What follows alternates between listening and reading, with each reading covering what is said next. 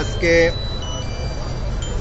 2025 শনিবার 30 তারিখ দিন 11:30টার দিকে উনি সিকেডি ইউরোলজি হাসপাতালে 11:30টার দিকে ইন্তেকাল করেন।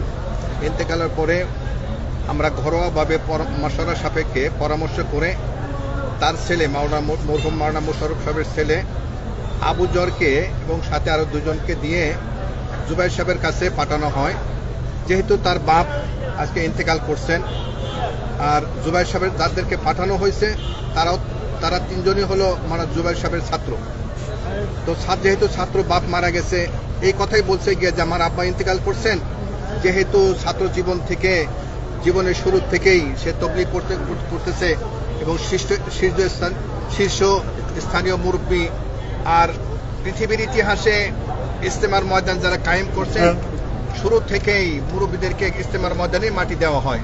সেই সুবাদে তাদেরকে পাঠানো হয়েছে জুবাইর সাহেবের কাছে। জুবাইর সাহেব সরাসরি নিষেধ করে দিছে যে না, এখানে মাটি দেওয়া যাবে না।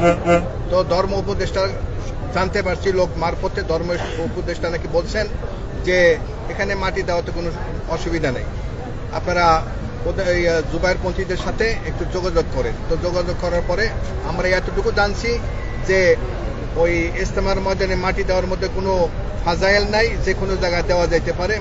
মাসআলা বলে তাদেরকে বিমুখ করে বাপের জানাজার ছেলেকে বিমুখ করে বিদায় করে দেয়। তো ওইখান থেকে চলে আসে। তো আমি দেশবাসীর কাছে করজোর বিনীতভাবে অনুরোধ জানাবো, যেহেতু আজকে মশওয়ারা সাপেক্ষে এশার নামাজের পরে 9:30টায় জানাজা হওয়ার কথা, শেষ মুহূর্ত পর্যন্ত দেশবাসীর কাছে অনুরোধ থাকবে, যেহেতু তবলিগের ময়দান এই ময়দানে মুরব্বীদেরকে মাটি দেওয়া হয়। আমার ভাই উনি শীর্ষস্থানীয় মুরব্বী ইন্তেকাল করছেন আজকে।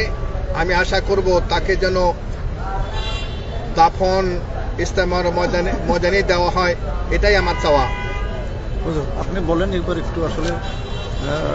আলহামদুলিল্লাহ, আপনারা জানেন আমাদের তবলিগ আজকে 2018 সাল থেকে দুই ভাগে বিভক্ত হয়েছে। আমরা আমিরের অনুসারী, আমরা মাওলানা সাদ সাহেবকে আমির মেনে সারা দুনিয়াতে আমরা ইজতেমার মেহনত করি, তাবলিগের মেহনত করি। ওনারা আলিমে শুরার মেহনত করেন, ওনাদের কোনো আমির নাই। আমাদের মাওলানা মোশাররফ সাহেব আজকে যিনি ইন্তেকাল করছেন উনি আমাদের শীর্ষ মুরব্বী। উনি দীর্ঘদিন কিডনি রোগে ভুগতেছিলেন। আজকে বেলা 11:30টায় উনি ইন্তেকাল করছেন। তো ইন্তেকালের ওনার দিলের একটা তামান্না ছিল ওনার আল্লাহ রাস্তায় মৌত হওয়া, এবং আরেকটা তামান্না ছিল যে ওনার দাফন যেন টঙ্গীর ময়দানেই হয়।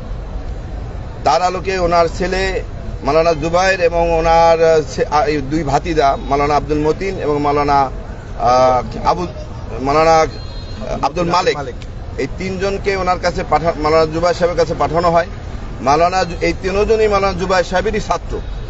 তার ছাত্র ওস্তাদের কাছে গেছে তার বাবার দাফনের আর্জি নিয়া। ওনারা তো সেই আবদার রাখেনই নাই, বরঞ্চ